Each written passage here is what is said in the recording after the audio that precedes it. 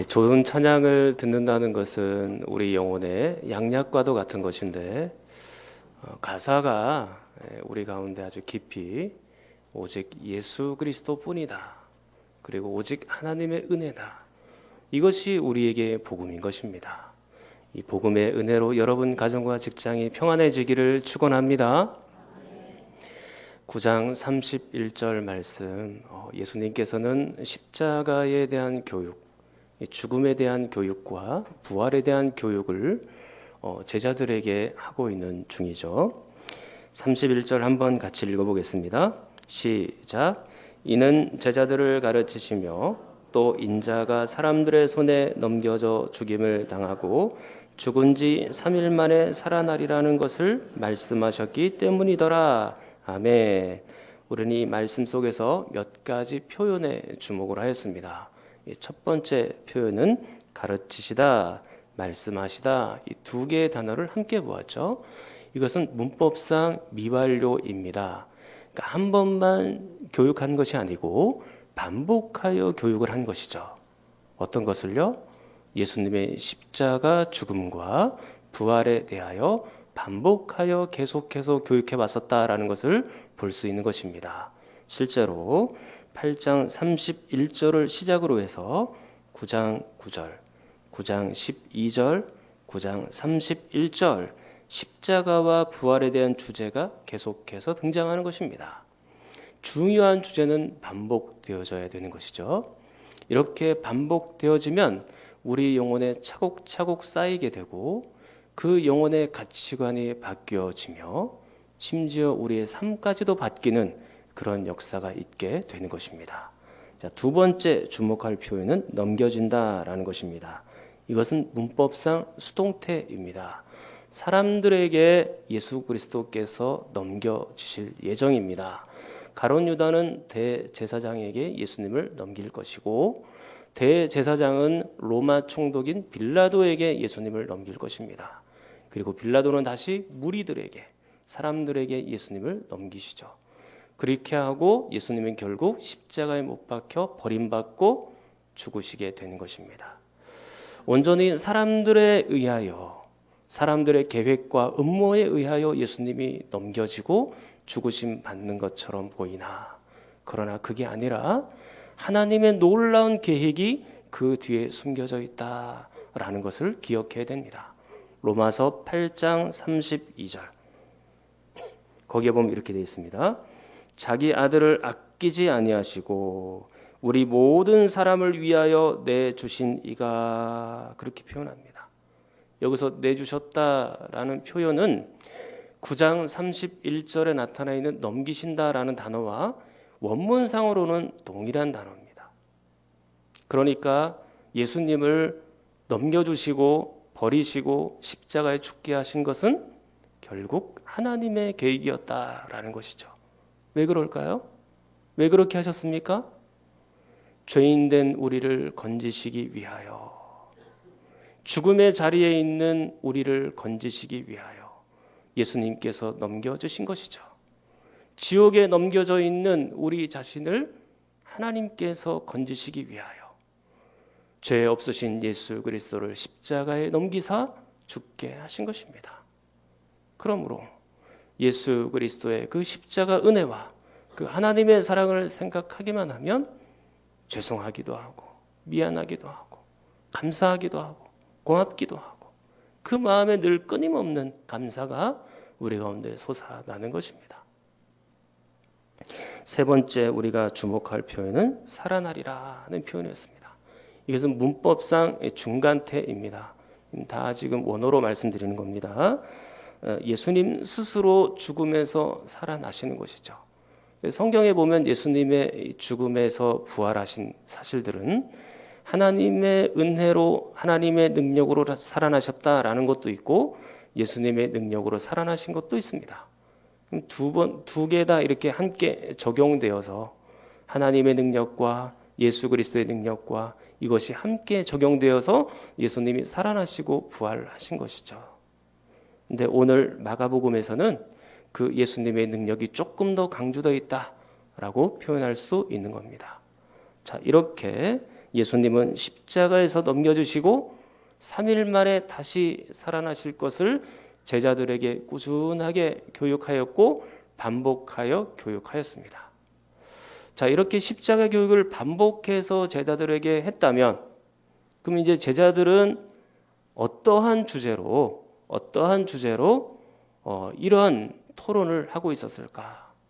반복된 교육이 일어난 이후에 제자들은 격렬한 토론이 일어났었는데 어떠한 주제로 토론이 있었는가라는 점입니다. 자, 우리가 만약에 그 성경의 현장 속에 있었다면 우리는 당연히 십자가의 죽음에 대해서, 예수님의 죽음에 대해서 아마 토론을 했을 것 같아요. 그래서 예수님이 언제 넘겨주시고 누구에게 넘겨주시고 어떻게 넘겨주실 것인지, 어떻게 죽으실 것인지, 굉장히 이게 우리에게 필요한 주제로 다가올 것 같습니다. 우리가 비록 두려운 마음이 들지만 그래도 예수님의 제자인데 예수님이 죽으시겠다고 하니 어쩌면 우리에게도 이런 죽음이 몰려올 수 있다. 그러면 나도 그곳에서 죽어야 될지도 모른다. 힘들고 어렵지만 우린 예수님을 끝까지 따라가야 되지 않겠냐. 예수님도 부활하셨으니 우리에게도 이 부활이 있지 않겠냐. 서로 이런 주제를 가지고 토론하는 것은 합당한 것 아닙니까? 여러분들 같으면 아마 그렇게 했을 것 같아요. 그런데 제자들은 어떤 주제를 가지고 토론했나요? 자, 33절부터 볼게요. 가버나움에 이르러 집에 계실새 제자들에게 물으시되 너희가 길에서 서로 토론한 것이 무엇이냐 하시되 34절 같이 읽겠습니다. 그들이 잠잠하니 이는 길에서 서로 누가 크냐 하고 쟁론하였음이라. 토론의 주제가 뭔가요? 누가 크냐. 서열을 매기고 있는 것입니다. 자, 1등부터 12등까지 한번 서열을 한번 쭉 정해보자. 누가 크냐? 각자 1등의 자격이 있다고 그렇게 생각하는 것 같습니다. 자, 이 시점에서 이런 토론을 벌였다는 게 굉장히 아쉬운 점이에요. 예수님의 관심, 스승의 관심은 지금 어디에 있습니까? 십자가 죽음에 있죠. 인류의 모든 죄를 지시고 이제 십자가에서 죽으셔야 되는 순간이 점점 다가오는 것입니다. 이제 수주일만 지나면 이제 예수님은 그 예루살렘에서 처절하게 십자가에 못 박혀 죽으시게 될 텐데 예수님은 그것을 묵상하고 생각하면서 이제 십자가까지 올라가서 골고다 언덕까지 올라가서 십자가를 져야 되는 일에 온갖 초점을 다 맞추고 계셨을 겁니다. 그런데 제자들의 관심, 지금 제자들의 관심은 어디에 있는 것입니까? 누가 크냐? 누가 1등이냐? 거기에 지금 관심이 있는 거예요. 지금 여기에 예수님께서 죽으시겠다고, 스승이 죽으시겠다고 이렇게 말씀하셨으면 제자들은 마음이 어떤 마음이 들어야 되는 거예요? 이거 마음의 긴장감을 가지고 예수님을 대해야 되는 것 아닙니까? 그게 아니고 누가 크냐? 누가 1등이냐? 거기에만 지금 관심이 크고 있는 것이죠. 제자들은 예수님의 죽으심에 대해서는 전혀 염두에 두고 있지 않아요. 안중에 없습니다. 그죠? 나중에 예수님께서 온 나라와 세상을 다 완전히 정복하고 그리고 예수님이 왕으로 등극하신 이후에 그 예수님이 임금이 되셔서 제자들이 받아야 될 보상 그리고 그 위치, 그 신분 그거에만 지금 잔뜩 이 제자들은 초점이 가 있는 것이죠. 권력을 잡게 되면 우리가 얼마나 큰 사람이 될까? 얼마나 많은 것을 누리며 그렇게 살 수 있을까? 거기만 딱 가 있는 겁니다. 더군다나 그들은 얼마 전에 귀신 들린 아이를 쫓아내지도 못할 정도로 믿음 없음이 증명이 되었었잖아요. 사역에 실패가 있었잖아요. 그러면 조용히 입을 다물고 그 예수님께서 하신 교육을 듣든지 묵상을 하든지 그렇게 했었어야 마땅합니다. 그런데 제자들은 그렇게 하지 않고 얼마나 큰가, 누가 더 큰가 그런 것들을 토론하고 있으니까 매우 지금 아쉬운 시점인 것이죠. 자, 그러면 이참에 이 제자들 중에 누가 1등인지 한번 밝혀볼까요? 제자들 중에 누가 1등입니까? 누가 큰 자입니까?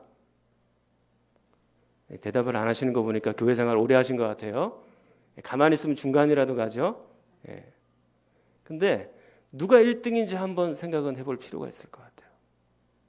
여러분들 그 제자 중에 1등 그러면 누가 생각이 납니까? 베드로가 생각날 겁니다. 이 베드로는 예수님의 수제자라고도 불렸죠. 이 숫자가 머리 숫자입니다. 그러니까 가장 앞에 있다는 얘기죠. 수제자를 이게 사전적인 의미로 찾아보니까 이게 학문이나 기술을 스승으로부터 이렇게 배웠잖아요. 그 중에서 가장 습득력이 좋은 사람, 잘 배운 사람, 그 사람을 수제자라고도 하더라고요. 근데 이 베드로가 이 예수님의 수제자라고 언뜻 보면 그렇게 보여집니다. 성경에도 보니까 마가복음 2장에서 예수님께서 제자들을 쫙 부르시는데 가장 먼저 불림받은 제자는 누굽니까? 누구예요? 베드로예요. 그리고 마가복음 8장 27절에 보니까 예수님께서 물으시죠. 너희는 나를 누구라고 하니? 너희라고 복수로 물어봤으니까 아마 제자들이 한마디씩 대답한 것처럼 그렇게 생각이 들어요. 그런데 정답을 맞춘 사람이 있었죠. 누굽니까? 베드로예요. 잘 배운 겁니다. 아까 수제자가 가장 뛰어나게 잘 배운 사람, 그 사람이 바로 수제자라고 그랬잖아요. 그러니까 이렇게 베드로가 주는 그리스도십니다라고 정답을 맞춘 거예요. 그리고 나서 예수님께서 나는 이제 죽음에 내어 던져질 수밖에 없다라고 그렇게 말씀하시자, 자, 제자들 가운데 대표격으로 누가 예수님의 죽음을 막으려고 했죠? 그도 베드로입니다. 자, 그리고 마가복음 9장에 와서 예수님이 산에 올라가셨을 때 몇 명을 따로 데리고 올라가셨죠? 누굽니까? 베드로, 야고보, 요한을 따로 데리고 올라가셨어요. 자, 이렇게만 지금 언뜻 보면 야, 베드로가 수제자구나, 그렇게 생각이 들 수 있을 것 같아요. 그런데 성경을 제가 읽어보는 가운데 베드로를 수제자라고 표현한 구절이 저는 아직까지 발견을 못했습니다. 혹시 여러분들이 발견하시면 저에게 한번 얘기를 한번 해주십시오. 지금 언뜻 보면 베드로가 수제자인 것처럼 보입니다. 물론 나중에 베드로는 교회의 큰 지도자가 되었기는 합니다. 그래서 하나님의 일들을 아주 크게 감당하기도 했고 또 지도자로서 교회에서 잘 일들을 감당했죠. 그러나 위치와 장소가 다르게 일을 했다 뿐이지 그 서열은 다 똑같습니다. 누가 더 낫고 누가 더 어리고 누가 더 성숙하고 누가 더 낮은 위치에서 일하고 있는지,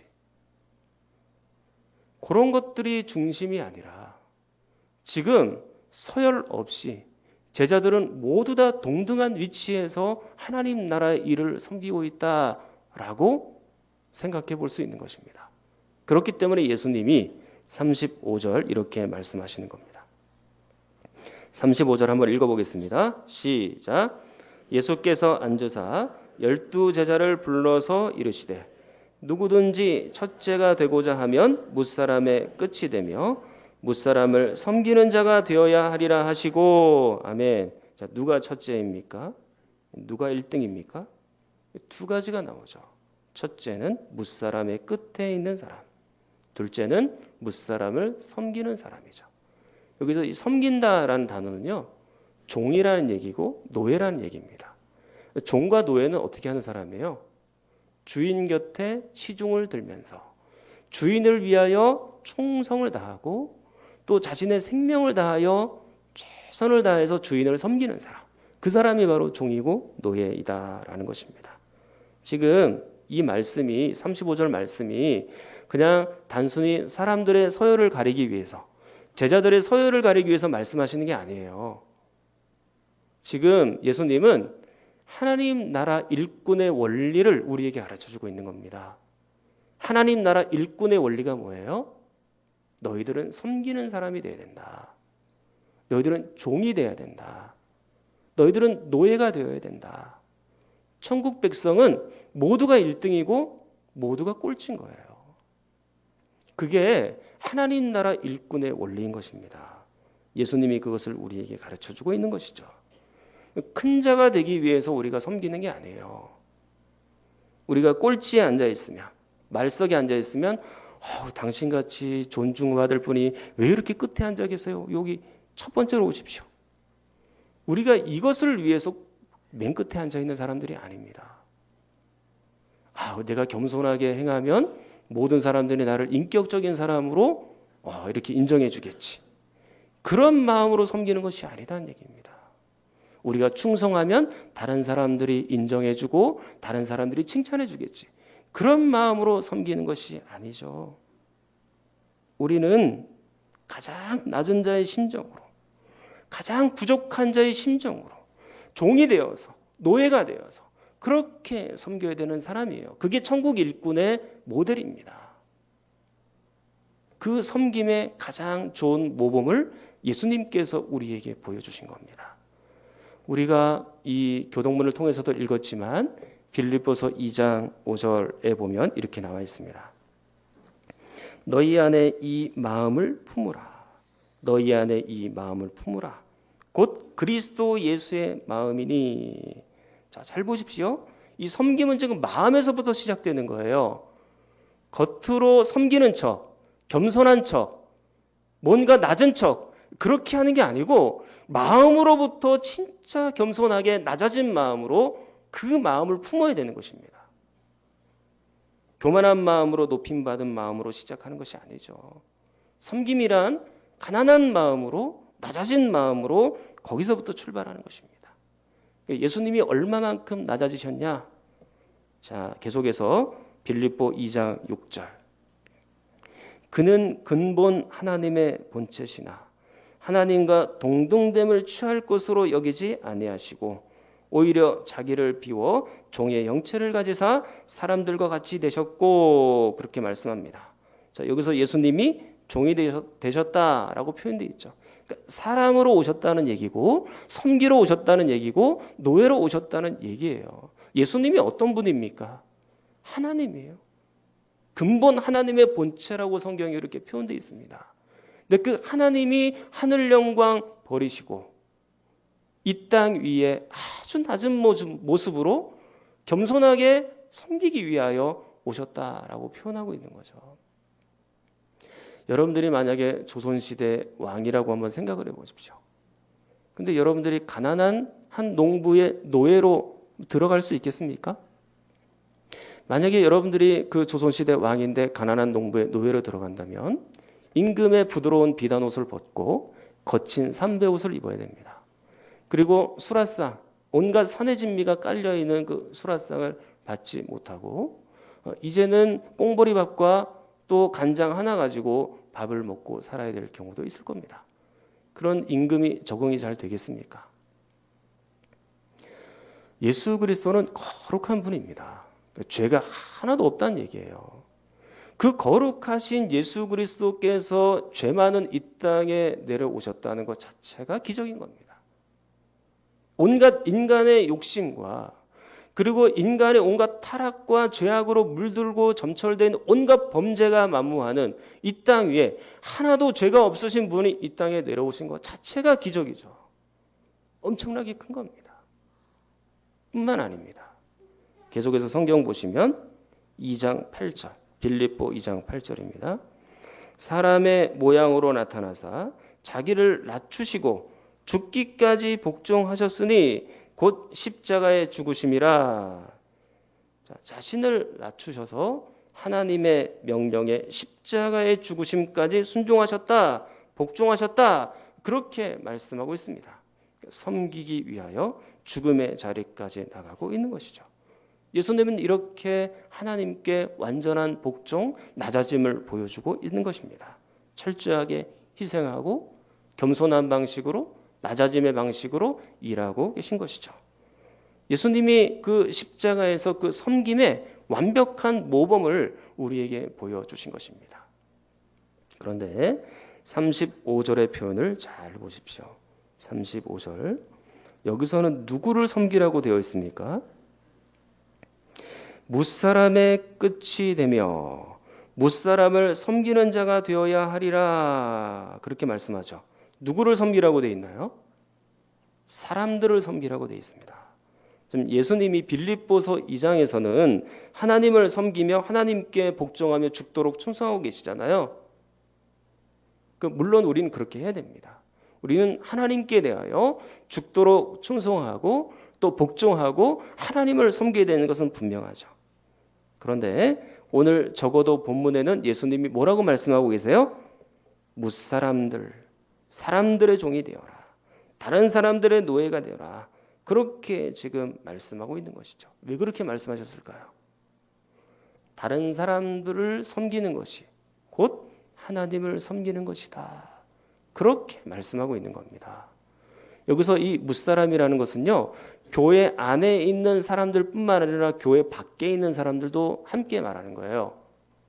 교회 안에 있는 성도들도 잘 섬겨야 되고요, 교회 밖에 있는 세상 사람들도 잘 섬겨야 된다라는 걸 말하는 겁니다.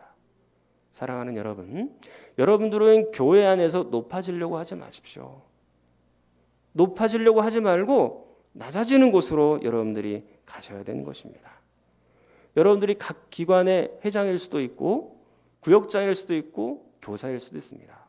그렇다고 해서 여러분들이 다른 사람들보다 여러분들이 높다라고 말할 수 없는 겁니다.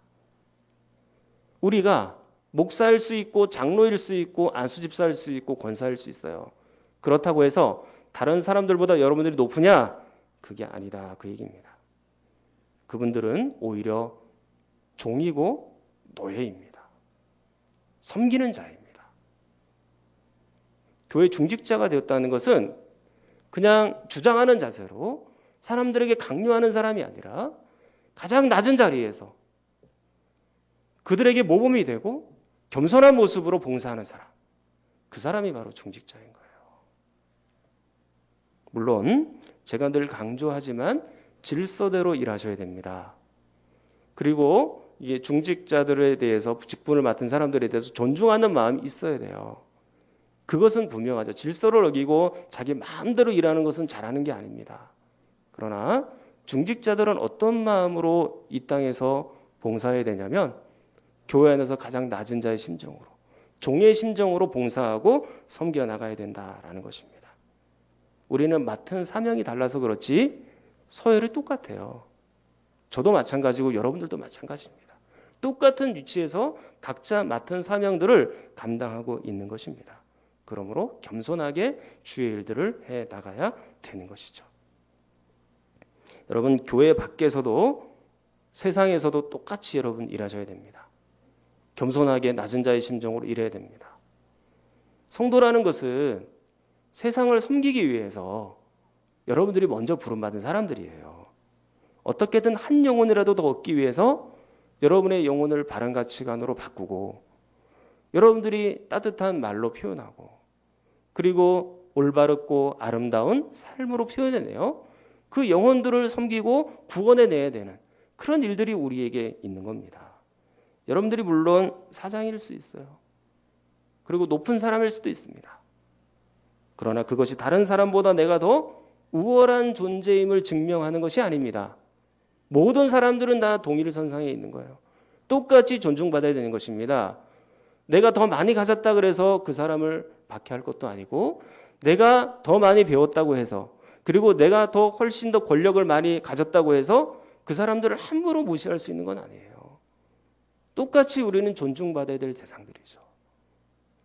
세상의 사장님들은 사원들을 종 부리듯이 하지만 크리스천 사장님들은 세상의 사원들을 정말 종처럼 섬겨야 되는 겁니다.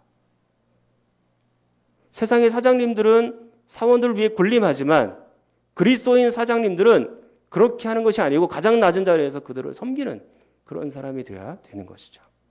예수님이 그렇게 하셨기 때문입니다. 그 예수님의 정신, 예수님의 모범을 우리가 본받아야 되는 것이죠. 자, 이제 예수님께서 그 섬김의 예를 본문에서는 어떻게 표현하셨을까? 자, 그게 36절, 37절입니다. 자, 우리 두 절 말씀 같이 읽겠습니다.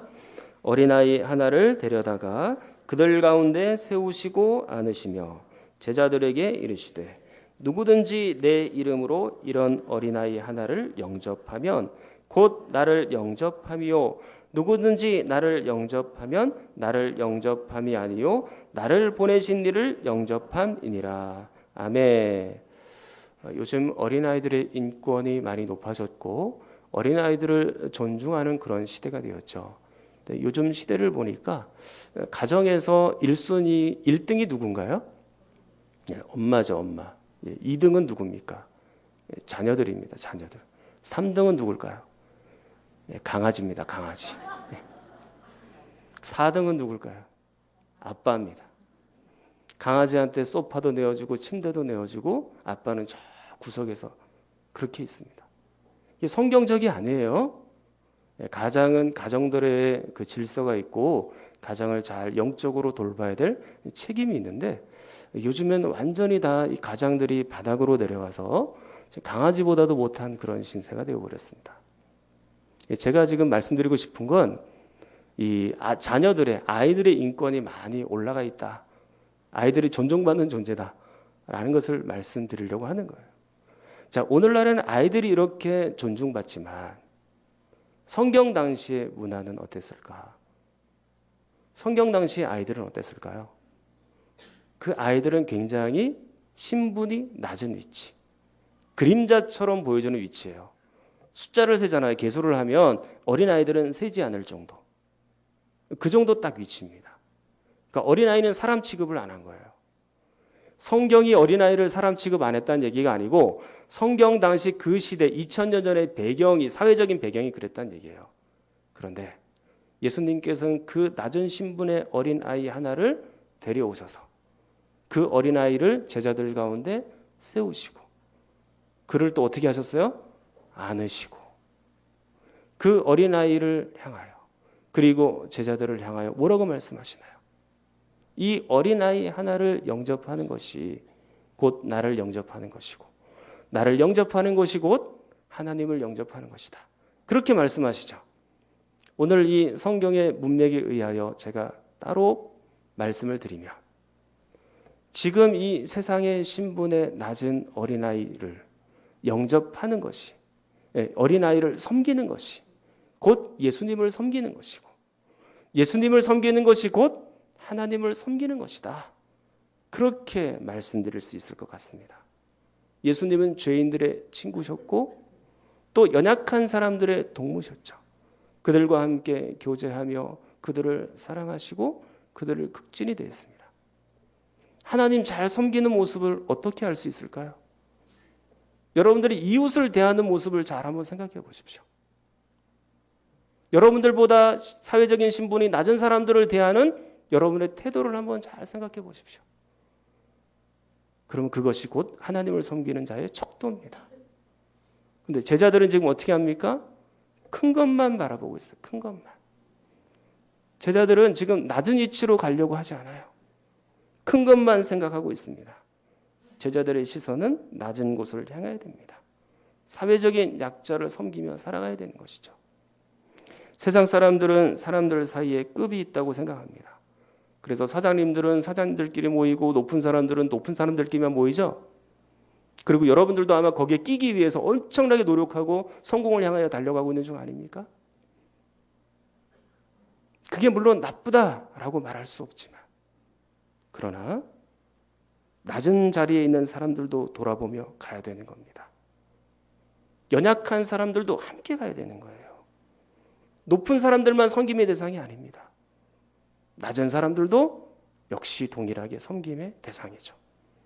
하나님 나라에서는 이렇게 섬기는 사람이 큰 사람이고 천국 하나님의 나라의 큰 일꾼은 1등 되는 백성은 누구냐? 섬기는 사람. 섬기는 사람이 바로 큰 사람이에요. 오늘 말씀을 정리하도록 하겠습니다. 예수님께서 이제 십자가 교육, 희생, 낮아짐, 겸손의 교육을 제자들에게 쫙 하고 있잖아요. 근데 제자들은 어떤 토론을 하고 있었나요? 누가 큰가라는 토론을 하고 있었어요. 그때 예수님께서 하나님 나라 일꾼의 원리를 탁 제자들에게 말씀하시죠. 35절. 누구든지 첫째가 되고자 하면 무사람의 끝이 되며 무사람을 섬기는 자가 되어야 한다라고 말씀하셨습니다. 심지어 어린아이처럼 사회적으로 낮은 신분을 가진 사람들도 섬김의 대상이다. 그렇게 말씀합니다. 천국에서는 가장 낮은 위치에서 가장 낮은 자를 섬기는 사람, 그 사람이 바로 큰 자다라고 말씀하고 있는 거죠. 사랑하는 성도 여러분, 세상은 자꾸 여러분들에게 높은 곳을 향하여 달려가라고 끊임없이 우리에게 주장하고 가치관을 펼칩니다. 높은 곳을 향해서만 가라. 꼭대기로 가라. 성공해라. 자꾸 그런 것만 세상이 우리를 가르쳐 줍니다. 오늘 이 제자들처럼 말이죠. 그러나 성도들은 낮은 곳으로 가야 합니다. 그리고 우리는 그곳에서 십자가의 정신으로, 섬김의 정신으로 그들을 섬겨야 되는 것입니다. 사랑하는 여러분, 여러분들이 이 땅에 살아가는 동안에 예수 그리스도의 그 놀라운 섬김으로 수많은 영혼들을 잘 여러분들이 섬겨서 하나님의 품으로 돌아오게 하는 일에 여러분들이 귀하게 쓰임받기를 간절히 축원합니다. 통성으로 기도하겠습니다. 하나님 아버지, 우리가 섬기는 사람 되기를 원합니다. 사람들을 섬기는 것이 곧 하나님을 섬기는 것이라고 배웠습니다. 높은 사람만 섬기는 것이 아니라 낮은 사람도 섬기게 하시고 모든 사람들을 사랑으로 돌보는 마음이 있게 하여 주시옵소서. 그 마음에서 나오는 진정한 실천이, 그 섬김의 실천이 우리에게 있게 하여 주시옵소서. 우리 성경자원님과 몸이 아픈 분들을 위해서도 함께 기도합니다.